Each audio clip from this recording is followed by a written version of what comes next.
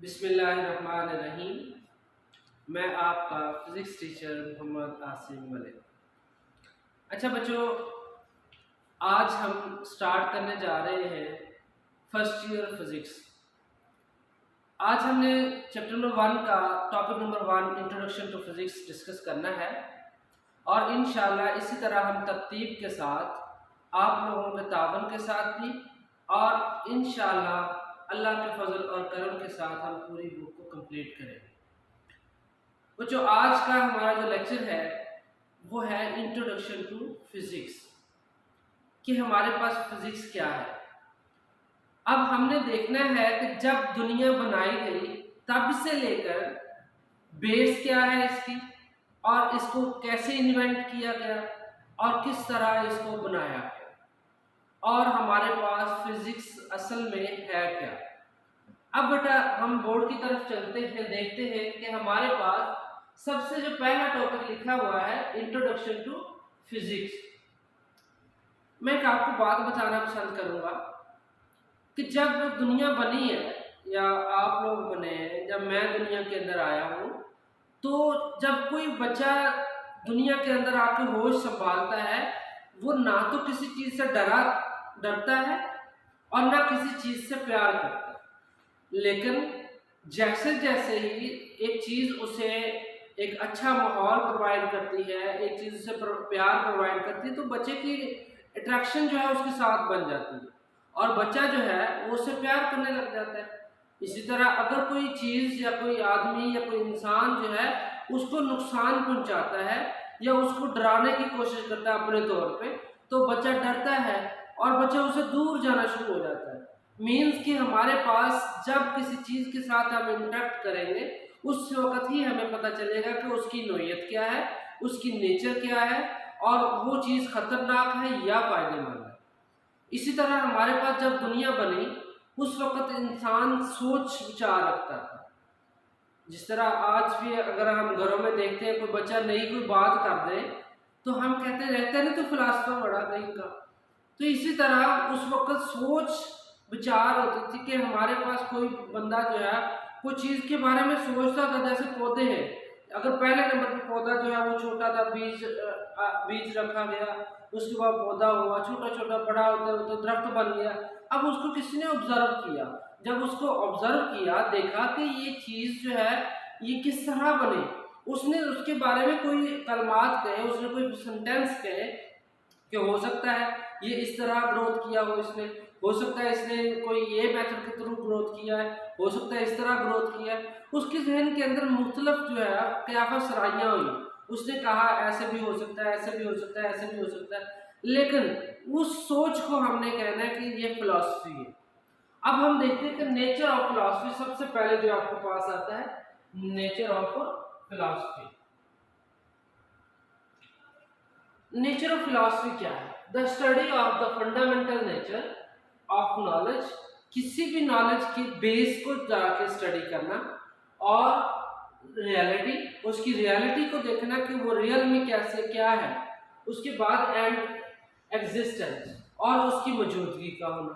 अब मीन्स कि हमारे पास फिलॉसफी क्या है कि एक स्टडी करना किसी भी मैटर के अबाउट, किसी भी आपके पास अगर कोई सेंटेंस है या कोई नॉलेज है उसकी रियलिटी जानना, उसकी एग्जिस्टेंस जानना कि इसकी रियलिटी क्या है, असल में ये है क्या। तो इसके बारे में अगर हम कहें तो firstly use the word philosophy before the discovered of science.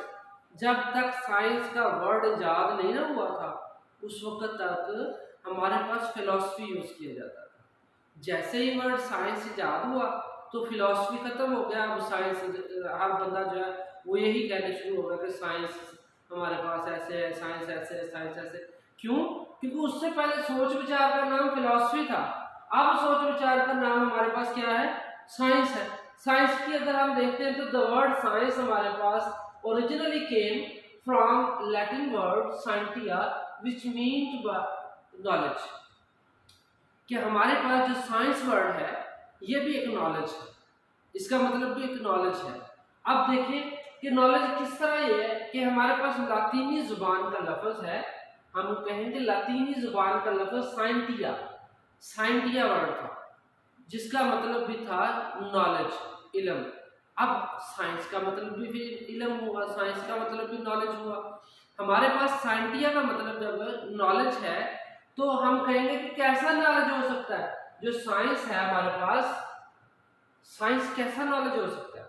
तो हमने यहाँ पर डिस्कस किया कि हमारे पास science the knowledge gain by facts, observations, experiments is called science. कि हमारे पास एक ऐसा नॉलेज, एक ऐसा इल्म जो हासिल हो हमें फैक्ट से। फैक्ट क्या है? डाटा है। जिस तरह आपकी किताबों के अंदर बेशुमार डाटा लिखा हुआ है, कुरान मजीद के अंदर डाटा है, उसके बाद हमारे पास उर्दू, इस्लामिक, इंग्लिश, मुतालिया पाकिस्तान की बुक्स के अंदर डाटा मौजूद है, वो डाटा हमारे पास है। अब ऑब्जर्वेशन, उसको देखना, उसको ऑब्जर्व करना, ठीक है। इसकी मैं आपको मिसाल के तरीकाकार से समझाता हूँ।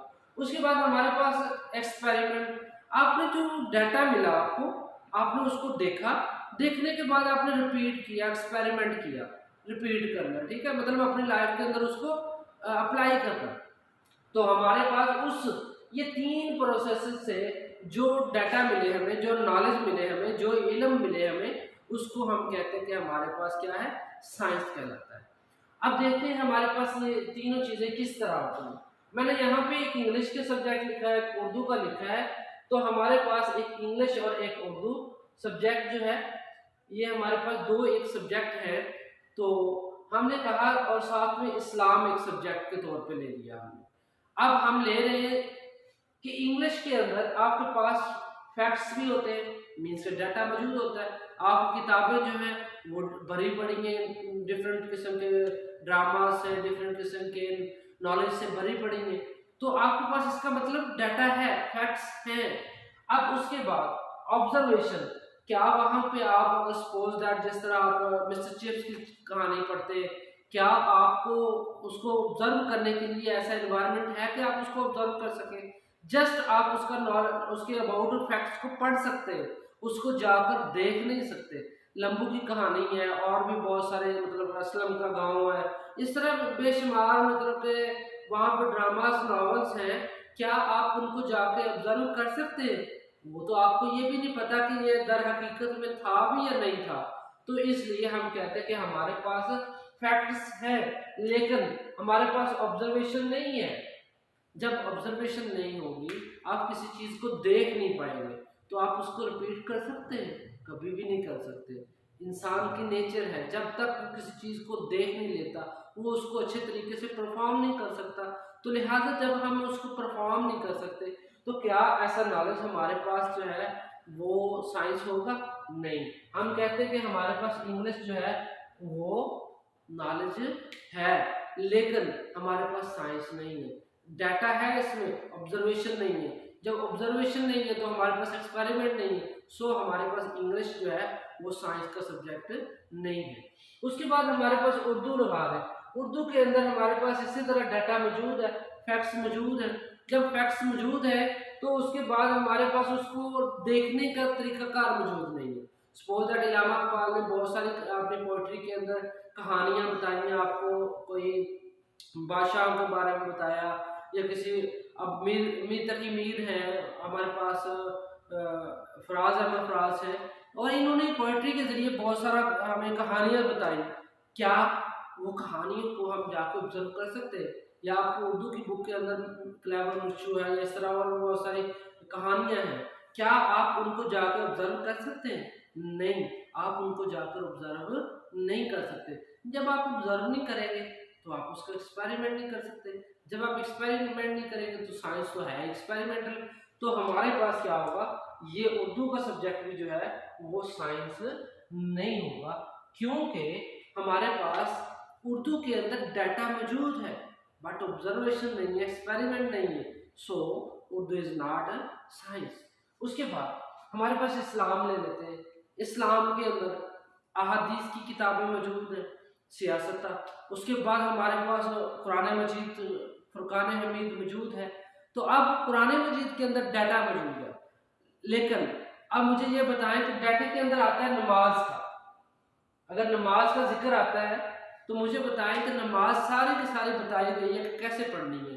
तो हम कहते हैं कि हमारे पास नमाज जो है, तो हमारे पास इस्लाम के अंदर नमाज है, नमाज का डाटा मौजूद है। अब उसको देखने के लिए उलमा मौजूद है। उलमा ने किसे देखा? उन्होंने अपने उस्ताद से देखा। इसी तरह नबी अकरम सल्लल्लाहु अलैहि वसल्लम ने सबसे पहले नमाज पढ़ी। सहाबा ने क्या किया? देखा, ऑब्जर्व किया, डाटा नबी अकरम सल्लल्लाहु अलैहि वसल्लम ने दिया कि इस तरह नमाज पढ़नी है और खुद परफॉर्म करके दिखाया। मीन सहाबा ने क्या किया? ऑब्जर्व किया। मुझे बताएं, जब ऑब्जर्व किया तो उस चीज़ को दोहराना जो है, रिपीट करना जो है वो आसान होगा। सो हम कहते हैं कि हमारे पास जो है वो मौजूद डाटा है और उस डाटे को हमने क्या किया? ऑब्जर्व किया। ऑब्जर्व करने के बाद हमने एक्सपेरिमेंट भी किया, हमने खुद भी दोहराया। आज हम दोहरा रहे हैं नमाज को। मीन्स कि हम देखते हैं, बच्चा जो है हमें देखता है, वो उसी तरह नमाज पढ़ता है। अगर हम इस तरह करते हैं तो बच्चा भी इस तरह करता है, और अगर हम रुकू के अंदर जाते हैं, सुजूद के अंदर जाते हैं, तो बच्चा भी उसी तरह ये परफॉर्म करता है। मीन्स कि हमारे पास जो डाटा है उसको ऑब्जर्व किया जाता है, और डाटे को ऑब्जर्व करने के बाद हमारे पास उसका एक्सपेरिमेंट भी होता है। अगर नमाज के बाद, अगर हम ये तो एक नमाज ली ना हमने कि हमारे पास नमाज, ठीक है, नमाज को लिया और नमाज को लेने के बाद हमने क्या किया? उसको ऑब्जर्व किया और उसको एक्सपेरिमेंटली तौर पे परफॉर्म किया। उसके बाद हम दूसरे नंबर पे ले लेते हैं कुर्बानी। कुर्बानी जब हम करेंगे तो कुर्बानी देखें कि हज़रत इब्राहीम अलैहिस्सलाम ने की, और इस्लाम ने भी उसके बारे में हुक्म दिया, डाटा दिया, और फिर इस्लाम ने करके भी दिखाया। जब करके दिखाया तो हमारे पास उसको करने पर अब क्या हुआ कि उसको करने पर हमारे पास बहुत सारा मतलब ऑब्जर्वेशन मिली। ऑब्जर्वेशन जब मिली तो उसको एक्सपेरिमेंटली परफॉर्म करने के लिए भी एक तरीकाकार मिला। तो हम क्या कर रहे हैं? एक्सपेरिमेंटली उसको परफॉर्म कर रहे हैं। हमारे बड़े जो है उसको परफॉर्म करके दिखा रहे हैं, और हम भी इंशाल्लाह कुर्बानी को परफॉर्म करेंगे, एक्सपेरिमेंट करेंगे। इसका मतलब है कि हमारे पास इस्लाम के अंदर तक जो चीज़ें हैं उनको हम देख भी सकते हैं और उसको परफॉर्म भी कर सकते हैं। और उसके बाद हमारे पास इसी तरह हज है।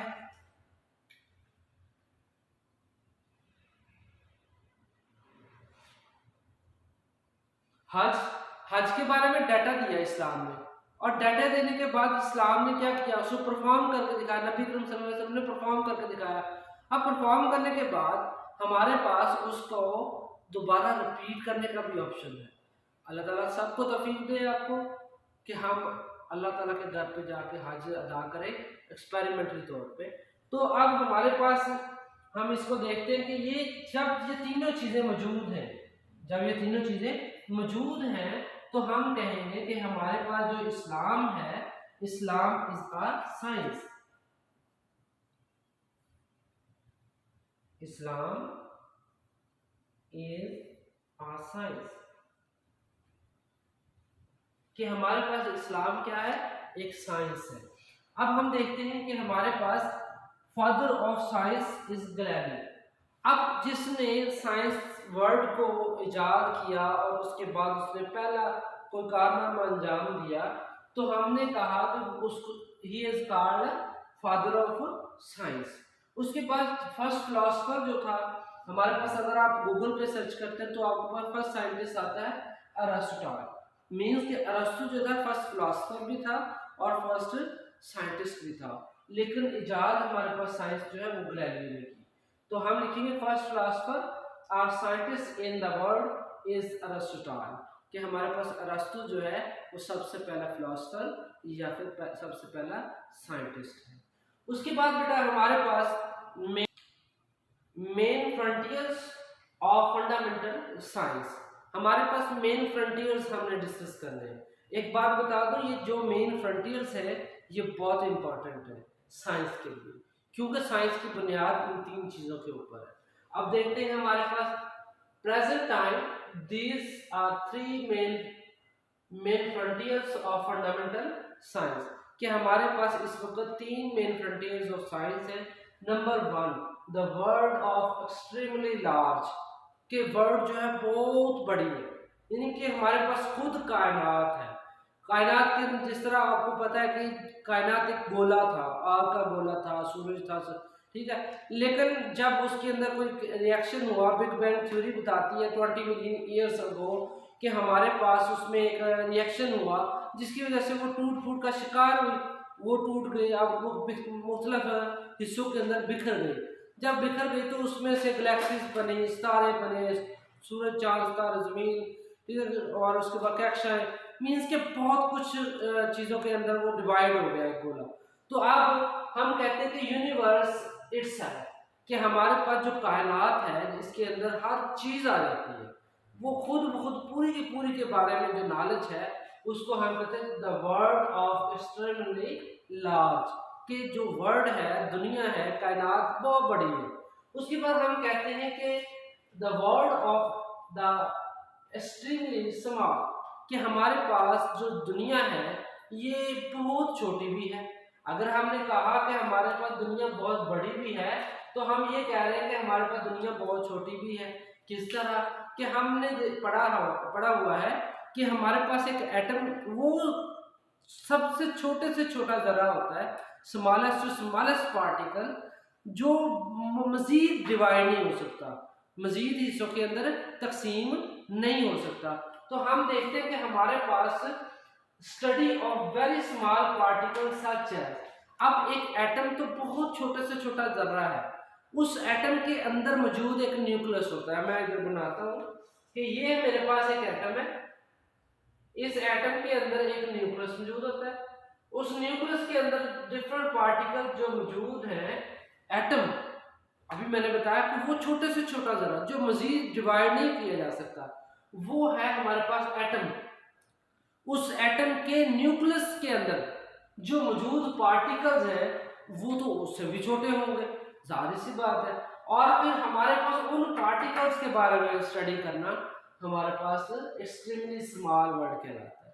कि कौन से पार्टिकल है, वो हमारे पास इलेक्ट्रॉन्स हैं, ठीक है, उसके बाद हमारे पास प्रोटॉन्स हैं, न्यूट्रॉन्स हैं, मेसॉन्स हैं, और and other very small objects which are in the nucleus of an atom. कि हमारे पास बहुत सारे पार्टिकल्स हैं जो अब डिस्कवर कर लिए गए हैं कि एक एटम के न्यूक्लियस के अंदर मौजूद है, वो सबसे छोटे पार्टिकल है कायनात के अंदर। तो हम कहते हैं कि कायनात जो है, वर्ल्ड जो है, वो छोटी भी है। उसके बाद हम कहते हैं the world of complex matter, कि हमारे पास जो वर्ल्ड है वो एक कम्प्लेक्स मैटर भी है। कम्प्लेक्स मैटर किस तरह कि हमारे पास दरमियाना लेवल, मिडल लेवल में कह सकते हैं। एक तो हमने पढ़ा कि दुनिया खुद ब खुद पूरी की पूरी है, उसके बाद हम कह रहे हैं दुनिया बहुत छोटी छोटी भी है, इसके अंदर चीज़ें। अब हम कह रहे हैं छोटी से बड़ी भी है और बड़ी से थोड़ी सी छोटी भी है। मीन्स हम कह सकते हैं एटम्स जब मिलते हैं तो मॉलिक्यूल बनता है, मॉलिक्यूलर लेवल से हम कह देते हैं कि अर्थ लेवल तक आ जाए, तो हमारे पास इसके दरमियान में जितनी भी चीज़ें हैं वो हम कहते हैं मिडल लेवल ऑफ वर्ल्ड है। मीन्स कि हम कहते हैं world is also middle level, middle size thing, कि दुनिया जो है एक मिडल साइज थिंग भी है, ठीक है। स्टडी ऑफ कॉम्प्लेक्स मैटर्स, के अंदर कॉम्प्लेक्स मैटर्स के बारे में हम स्टडी करते हैं।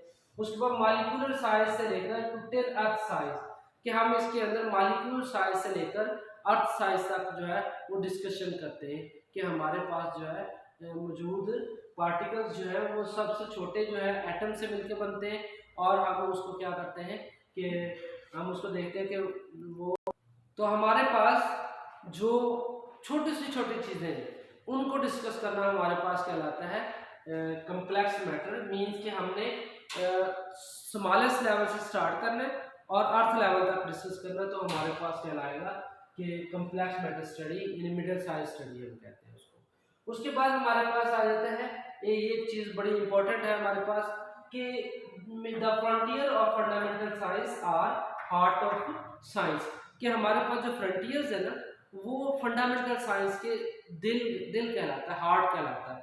कि हमारे पास हार्ट है, heart of the science is called the frontiers of the fundamental science, ये हमारे पास कहलाते हैं कि मेन फ्रंटियर्स ऑफ साइंस, ठीक है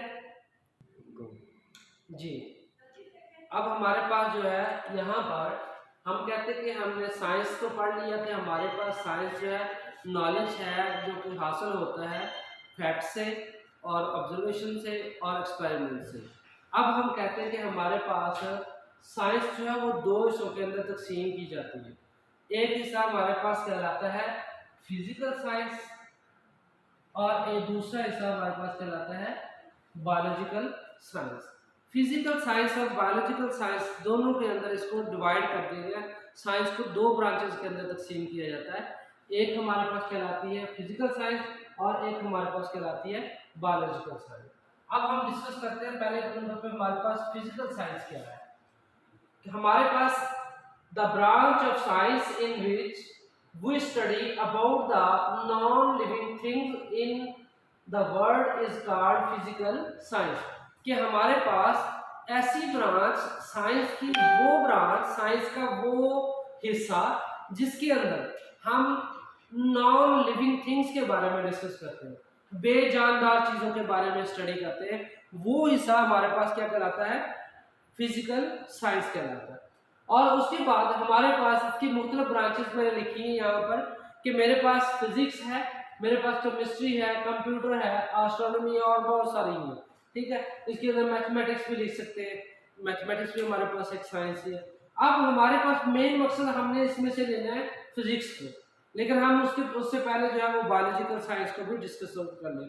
तो हमारे पास बायोलॉजिकल साइंस ऐसी साइंस है, the branch of science in which we study about the living things, यानी कि हमारे पास साइंस की वो ब्रांच, साइंस का वो हिस्सा, साइंस की वो शाख जिसके अंदर हम सिर्फ और सिर्फ जानदार चीजों के बारे में पढ़े। फिजिकल साइंस वो साइंस थी जिसके अंदर हमने सिर्फ और सिर्फ बेजानदार चीजों के बारे में पढ़ना है, यानी कि वो चीजें जो ग्रोथ नहीं करती, सांस नहीं लेती, ठीक है, यानी नॉन लिविंग थिंग्स है, जानदार नहीं है, उनके बारे में स्टडी करनी है। तो हमारे पास वो कहलाता है फिजिकल साइंस। और वो साइंस की शाख, वो साइंस के ब्रांच जिसके अंदर सिर्फ और सिर्फ जानदार चीजों के बारे में हम स्टडी करेंगे, वो हमारे पास कहलाता है बायोलॉजिकल साइंस कहलाता है। अब हम देखते हैं कि इसकी ब्रांचेस कितनी, इकोलॉजी, जूलॉजी, बॉटनी, माइक्रोबायोलॉजी। अब इनके अंदर, इसके अंदर एनवायरनमेंट को देखा जाता है, जानदारों के एनवायरनमेंट को। उसके बाद जूलॉजी है, इसके अंदर हम देखते हैं कि हमारे पास जो जानदार हैं, जानवर हैं, वो किस तरह हम उसको स्टडी करते हैं। उसके बाद बॉटनी है, इसके अंदर पौधों को डिस्कस करते हैं, पौधे भी जानदार होते हैं। उसके बाद माइक्रोबायोलॉजी, छोटे छोटे एलिमेंट्स जो बहुत छोटे लेवल पे होते हैं, जानदार एलिमेंट, उनके बारे में स्टडी करना हमारे पास माइक्रोबायोलॉजी कहलाता है। अब हम आते हैं अपनी मेन चीज की तरफ कि हमारे पास फिजिक्स क्या है। फिजिक्स हमारे पास ऐसी ब्रांच है फिजिकल साइंस की कि हमने फिजिकल साइंस की ब्रांच के बारे में पढ़ना है कि फिजिकल साइंस ये हमने पढ़ी यहाँ पे, ऐसी साइंस जो बेजानदार चीजों के बारे में स्टडी करती है, उसकी एक ब्रांच है फिजिक्स जो हमने डिस्कस की कि हमारे पास the branch of physical science, कि फिजिक्स जो है फिजिकल साइंस की ब्रांच है, इन विच वी स्टडी, कि हम स्टडी करते हैं अबाउट द मैटर। एक चीज हमारे पास यहाँ पे कि मैटर के बारे में हम यहाँ पे लिख देते हैं वन, मैटर के बारे में। और दूसरी चीज हमारे पास एनर्जी है कि हमने एनर्जी के बारे में स्टडी करनी है। और तीसरी चीज उनका रिलेशनशिप है कि उनका ताल्लुक, आपस में वो क्या ताल्लुक है उनका। अब मैं कहता हूँ कि मेरे पास the branch of physical science in which we study about the matter, energy and their mutual interaction या म्यूचुअल रिलेशनशिप बिटवीन देम। इन दोनों के दरमियान, किन दोनों के दरमियान में, मैटर के दरमियान और एनर्जी के दरमियान में ताल्लुक को हम कहते हैं कि हमारे पास पढ़ना जो है फिजिक्स कहलाता है। अब हम देखते हैं, सबसे पहले हम पढ़ेंगे कि मैटर क्या होता है, फिर हम पढ़ेंगे एनर्जी क्या होती है, फिर हम पढ़ेंगे इन दोनों का ताल्लुक क्या कैसे है।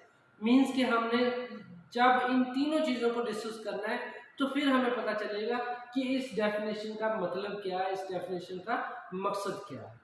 अब देखते हैं कि हमारे पास व्हाट इज मैटर, कि हमारे पास मैटर क्या है, व्हाट इज मैटर।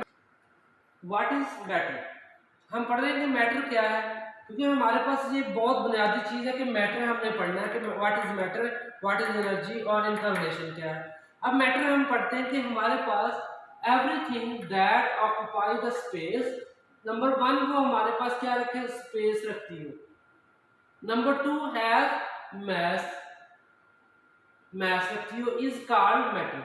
मीन्स कि वो हर चीज जो सबसे पहले जगह घेरे और दूसरे नंबर पे वो मैस भी उसका हो, तो हमारे पास वो चीज़ क्या कहलाती है, मैटर कहलाती है। सपोज दैट ये पॉइंटर है, मैं पॉइंटर किसी जगह पे रख देता हूँ इस तरह, तो मेरे पास ये देखिए पॉइंटर्स ने क्या की जगह घेरी है और इनका मैस भी है, तो मैं क्या कहूँगा, दीज आर कॉल्ड मैटर। अब ये व्हाइट बोर्ड है, व्हाइट बोर्ड ने जगह घेरी हुई है, एक स्पेस ऑक्यूपाई की हुई है, यानी वॉल्यूम है इसका, वॉल्यूम भी कह सकते हैं बेटा इसको। तो हमारे पास इसमें वॉल्यूम रखा हुआ है इसका, तो हम कहेंगे कि हमारे पास ये कहलाएगा क्या, मैटर। क्यों, कि ये स्पेस भी घेरे हुए है और इसका मैस भी है। और अगर हमारे पास चेयर्स हम लेते हैं, डिस्कस करते हैं कि चेयर्स, डाइस, इंट और बहुत सारी चीज़ें, डस्टर, ठीक है, ये थिंग्स जो है हमारे पास क्या होती हैं, मैटर होती हैं। क्यों, जब किसी जगह पे हम प्लेस करते हैं तो सबसे पहले ये एक तो स्पेस ऑक्यूपाई करती हैं, नंबर 2 ये हमारे पास मैस भी रखती हैं। जब दोनों चीज़ें सेटिस्फाई हो जाए, दोनों कंडीशंस ओके हो जाए, तो हम कहते हैं कि हमारे पास वो चीज़ मैटर कहलाती है। अब मैटर के स्टेट्स, ये तो हमारे पास पता चलेगा कि सॉलिड जो है वो हमारे पास मैटर है, लेकिन उसके बाद हमारे पास लिक्विड का हमने देखना है कि लिक्विड्स भी मैटर है क्या। जी बिल्कुल, वो भी मैटर होते हैं। किस तरह मैटर होते हैं कि जब हम लिक्विड लेने के लिए जाते हैं, जब सपोज दूध है, मिल्क है और वाटर है, मिनरल वाटर या शहद है, हनी, ठीक है, हम उनको खरीदने के लिए जाते हैं, तो हम सबसे पहले उसको कहते हैं कि 1 लीटर दे दें, 1 किलोग्राम दे दें, मीन्स कि उसका मैस है। नंबर 2, जब उसे किसी बॉटल के अंदर डालते हैं तो जाहिर सी बात है वो स्पेस वहाँ पे ऑक्यूपाई करता है, एक वॉल्यूम रखता है। सो हमारे पास लिक्विड जो है वो स्पेस भी ऑक्यूपाई कर रहे हैं और मैस भी रखते हैं। दोनों कंडीशन जब सेटिस्फाई हो जाए तो हम उन्हें कहते हैं कि हमारे पास ये एक मैटर कहलाता है। मीन्स कि हमारे पास लिक्विड्स भी क्या हुए, मैटर। उसके बाद हम कहते हैं गैसेस का, कि हमारे पास गैसेस भी मैटर है। जी बिल्कुल। क्यों, जब हम गैस पहले नंबर पे हम आप जिस सिलेंडर वाली गैस पे, तो हम जब उसको खरीदने के लिए लेके जाते हैं शॉप पे, तो हम जाकर कहते हैं भाई हमारे सिलेंडर के अंदर जो है वो 3 किलो गैस फिल कर दे। 3 किलो का मतलब कि उसका मैस है, ठीक है। जब उसका मैस है तो हम कहेंगे कि एक तो कंडीशन सेटिस्फाई हो गई। अब दूसरी, जब उस सिलेंडर के अंदर उसको डाला जाएगा तो वहां पर वो स्पेस ऑक्यूपाई करेगा। सो हम कहते हैं कि हमारे पास उसने स्पेस भी ऑक्यूपाई की, मैस भी रखा, दोनों कंडीशंस क्या हुई, सेटिस्फाई, तो हम कहते हैं कि गैस इज आल्सो मैटर। तो ये 3 स्टेट्स थी उसकी, कि हमारे पास लिक्विड, गैस एंड सॉलिड जो है वो मैटर की 3 स्टेट्स है। आपको ये भी पूछा जा सकता है, right the 3 states of the matter, ठीक है। तो आप ये सॉलिड, लिक्विड और गैस ये तीनों लिखते हैं। अब हम पढ़ते हैं कि हमारे पास ये एनर्जी जो है, व्हाट इज एनर्जी। एनर्जी क्या है, काम करने की सलाहियत को आप एनर्जी कहते हैं। Ability to do work is called energy. Energy have not mass and volume. ये बात आपने अपने ज़हन में रखनी है कि एनर्जी जो होती है उसका ना तो मैस होता है और ना ही उसका वॉल्यूम होता है। मीन्स कि वो मैसलेस होती है और वॉल्यूम लेस होती है।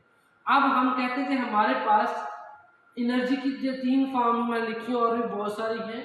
हम कहते हैं heat energy, light energy, chemical energy, electrical energy और बहुत सारी हम कह सकते हैं।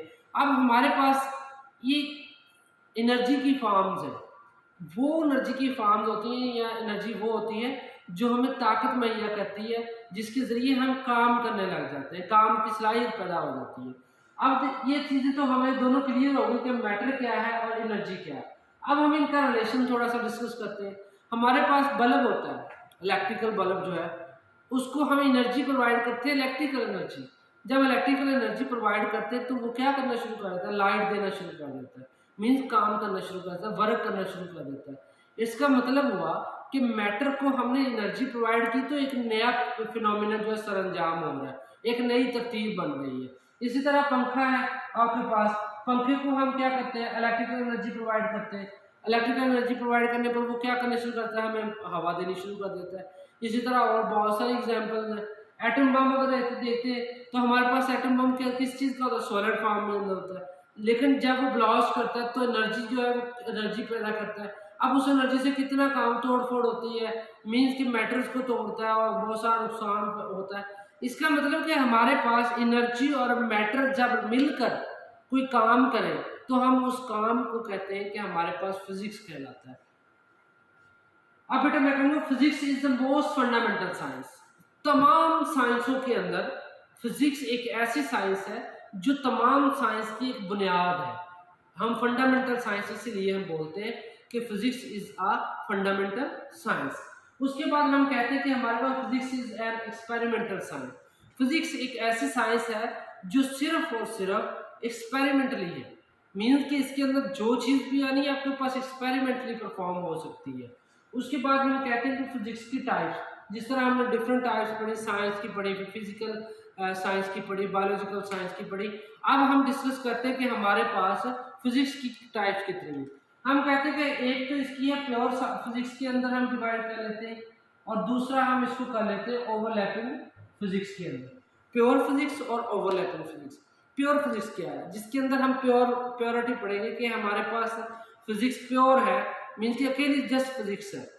और ओवरलैपिंग फिजिक्स के दूसरे डिसिप्लिन के साथ उसका ओवरलैप होना, कि हमारे पास वो केमिस्ट्री के साथ ओवरलैप हो जाए, हमारे पास बायो के साथ ओवरलैप हो जाए, किसी और ब्रांच के साथ ओवरलैप हो जाए, उसको हम कहते हैं कि ओवरलैपिंग फिजिक्स।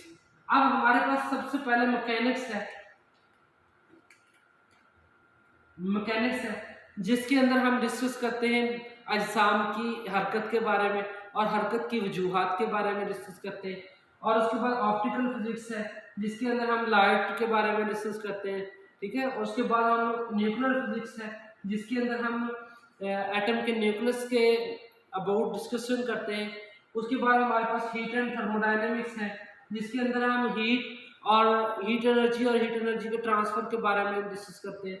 और ओवरलैपिंग में हमारे पास आ जाते हैं बायोफिजिक्स, यानी कि हमारे पास बायोलॉजी के अंदर फिजिक्स कहाँ कहाँ पे किरदार अदा करती है। उसके बाद मेडिकल फिजिक्स है कि मेडिसिन के अंदर मेडिकली तौर पे हमारे पास फिजिक्स का क्या किरदार है। और एस्ट्रोफिजिक्स हमारे पास एस्ट्रोनॉमी के अंदर फिजिक्स का क्या किरदार है। मीन्स कि हमारे पास जो फिजिक्स है ये अकेली अपनी ही प्योरिटी नहीं है बल्कि ये दूसरी ब्रांचेस के साथ भी ओवरलैप करती है। अच्छा बच्चों, मैं आपको ये बता दूं कि आज हमने सबसे पहले पढ़ा इंट्रोडक्शन ऑफ साइंस, फिर साइंस की ब्रांचें पढ़ी, और ब्रांचेस के बाद हमने बायोलॉजिकल और फिजिकल ब्रांच के बारे में पढ़ा, और फिजिकल साइंस की ब्रांच हमने फिजिक्स के बारे में पढ़ा कि हमारे पास व्हाट इज फिजिक्स, फिजिक्स क्या है, और हमने फिजिक्स की डेफिनेशन को डिस्कस किया है डिटेल के अंदर। और अगर आपके जहन में कोई क्वेश्चन उभरे, आपको कोई क्वेश्चन पूछना हो तो आप कमेंट के अंदर क्वेश्चन लिख सकते हैं, और इंशाल्लाह हम मिनिमम टाइम के अंदर आपको क्वेश्चन का आंसर प्रोवाइड करेंगे। और बच्चों, अस्सलाम वालेकुम।